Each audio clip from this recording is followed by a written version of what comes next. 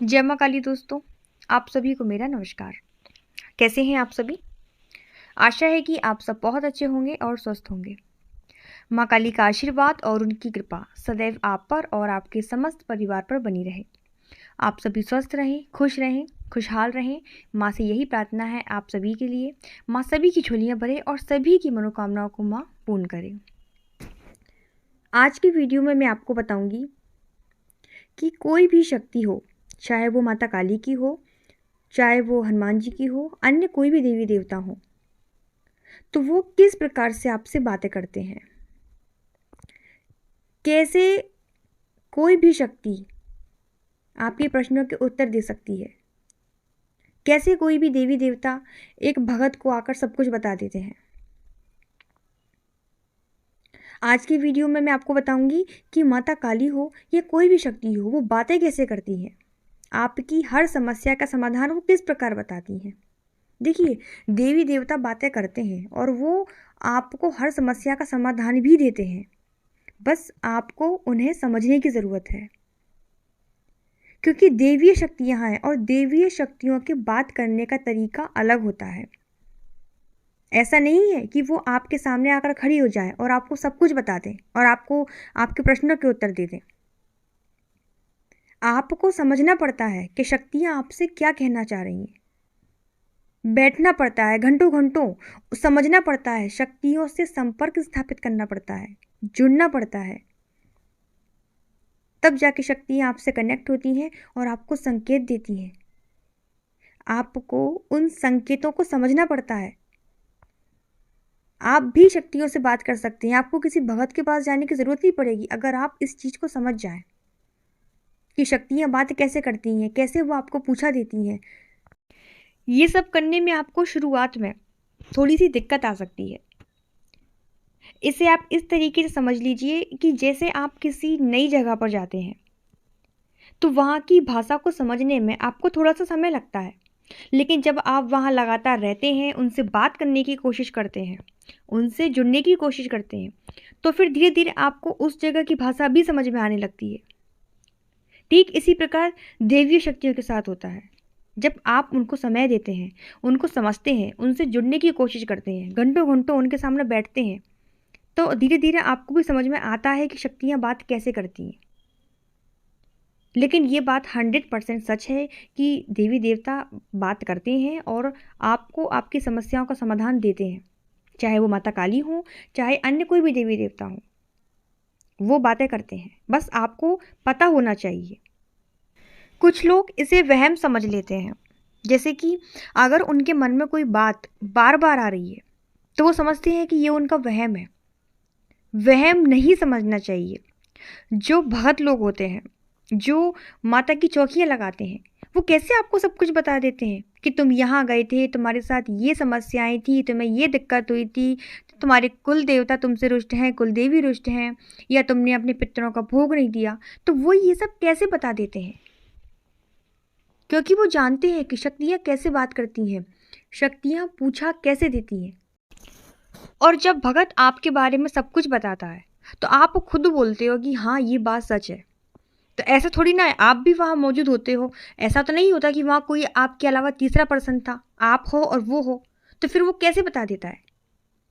शक्तियाँ उसको बताकर जाती हैं। जो देवी देवता उसने सिद्ध कर रखे हैं वो उसे बता के जाते हैं। जाप जैसे ही उनके सामने बैठते हैं, आपको कुछ सुनाई नहीं देता, आपको कुछ दिखाई नहीं देता, लेकिन उस भगत को सब दिखाई भी देता है और सब सुनाई भी देता है। वो भगत ध्यान के माध्यम से आपको सब बता देता है। कई कई भगत तो ऐसे भी होते हैं जिनको ध्यान लगाने की ज़रूरत भी नहीं पड़ती। वो बस आंखें बंद करते हैं और उनको सब कुछ एक फिल्म की तरह उनके सामने सब दिखाई देने लगता है, सुनाई देने लगता है, और फिर वो सब कुछ आपके बारे में बता देते हैं। तो अगर आप भी देवीय शक्तियों से बात करना चाहते हैं, इन संकेतों को समझना चाहते हैं कि देवी देवता कैसे आपके सवालों के जवाब देते हैं, तो सबसे पहले तो आपको अपनी दिव्य दृष्टि को जगाना होगा। दिव्य दृष्टि जब तक आपकी नहीं खुलेगी तब तक आप शक्तियों से बात नहीं कर सकते। दिव्य दृष्टि यानी कि आपका आज्ञा चक्र। आपको अपने आज्ञा चक्र को एक्टिवेट करना होगा। अब आज्ञा चक्र कैसे एक्टिव होगा, उसके लिए देखो, आज्ञा चक्र जो दिव्य दृष्टि होती है वो 3 चीज़ों से खुलती है। एक खुलती है आपके गुरु के द्वारा, एक खुलती है आपके स्वयं के द्वारा जब आप साधनाएं करते हैं, जब आप ध्यान लगाते हैं। तीसरा, अगर आपने कोई देवी देवता सिद्ध कर रखे हैं तो कोई देवी देवता होते हैं जो आपकी दिव्य दृष्टि को खोल सकते हैं। अब आपके पास गुरु भी नहीं है और आपके पास कोई सिद्ध देवता भी नहीं है, तब आप स्वयं से भी अपनी दिव्य दृष्टि को खोल सकते हैं। उसके लिए क्या करना होगा, उसके लिए आपको घंटों घंटों तक बैठना होगा, आपको ध्यान लगाना होगा, मंत्र जाप करना होगा। तो जब आप लगातार ये सब करेंगे तो ध्यान के माध्यम से आपकी दिव्य दृष्टि खुलेगी। शुरुआत में जब आप ध्यान लगाएंगे तो आपको सब कुछ काला काला नजर आएगा, फिर धीरे धीरे आपको धुंधला धुंधला नजर आएगा। लेकिन जब आपका ध्यान बढ़ता चला जाएगा तब ध्यान के माध्यम से देवी देवताओं की आकृतियां आपको नजर आएगी, ओम की आकृति आपको नजर आएगी। इसी तरह जब लगातार आप ध्यान लगाते रहेंगे तो धीरे धीरे सब चीज़ें आपके सामने एक फिल्म की तरह चलने लगेंगी और फिर यही दैवीय शक्तियाँ दिव्य दृष्टि के माध्यम से आपको राह दिखाएंगी, आपको भौतिक जीवन में और आध्यात्म जीवन में आगे बढ़ाएंगी। यकीन मानिए कि दैवीय शक्तियाँ हर तरीके से आपका मार्गदर्शन करती हैं।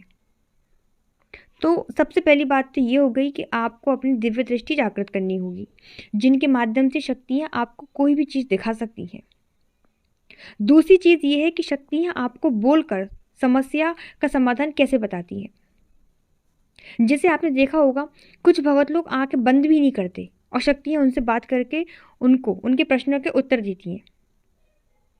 जैसे आपने भगत जी से कोई प्रश्न पूछा तो आपके प्रश्न पूछने के बाद फिर वही जो भगत जी होते हैं वो शक्तियों से पूछते हैं, उनसे बात करते हैं। देखा ना, कई भगत लोग बड़बड़ाते हैं, अच्छा हाँ ऐसा हुआ था, ये बात है, अच्छा ठीक है ठीक है, इस प्रकार से बड़बड़ाते हैं भगत जी। तो वो बड़बड़ाते नहीं है, वो शक्तियों से बात करते हैं। फिर शक्तियाँ कान में आकर उनको सब कुछ बताती हैं कि उनको आगे क्या करना होगा।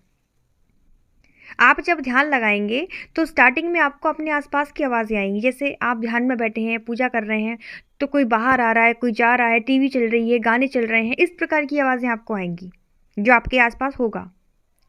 लेकिन जब आप लगातार ध्यान लगाएंगे, लंबे समय तक आप ध्यान लगाते रहेंगे, आपको प्रैक्टिस हो जाएगी, तो ध्यान की एक वो अवस्था आएगी जब आपको बाहरी आवाज़ें आनी बंद हो जाएंगी और आप दैवीय शक्तियों की आवाज़ें सुन पाएंगे। लेकिन इसके लिए आपको बहुत मेहनत करनी होगी, ध्यान लगाना होगा। आपको पता भी नहीं चलेगा कि आपके आसपास क्या हो रहा है, क्या चल रहा है, इतना खो जाएंगे आप अपने ध्यान में। तो जब आप इस तरीके के ध्यान की अवस्था में पहुंचेंगे तब आपको महसूस होगा कि आपको ऐसा लगेगा कि देवी शक्तियाँ आपसे कुछ बोल रही हैं, आपको आपके अंदर की आवाज़ें आने लगेंगी। जैसे कि जो हार्ट बीट होती हैं, उनकी आवाज़ें वैसे तो आपको कभी नहीं आएंगी, लेकिन जब आप अपने आप को सुनने की कोशिश करते हैं तो आपको अपनी हार्ट बीट की आवाज़ भी आने लगती है। और जब नॉर्मल कान से सुनेंगे तब आपके साथ कुछ भी ऐसा नहीं होगा। तो ये सब आवाज़ें सुनने के लिए आपको ध्यान लगाना होगा। ध्यान लगाएंगे तो आपको आपकी सांसों की आवाज़ भी आएंगी, आपको दिल की धड़कन की आवाज़ें भी आएंगी, लेकिन गौर से सुनने पर।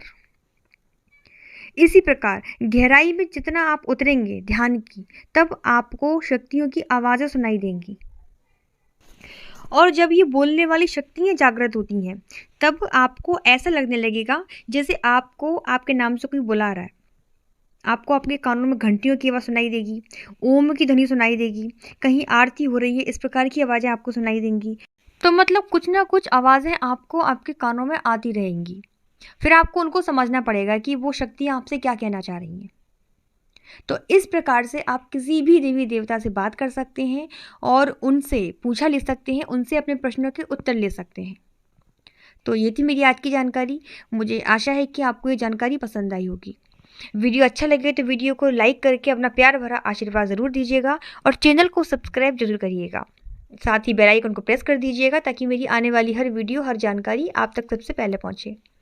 मैं मिलती हूँ आपसे दूसरे वीडियो में। तब तक सभी को जय माता दी। सभी अपना ध्यान रखिए। धन्यवाद।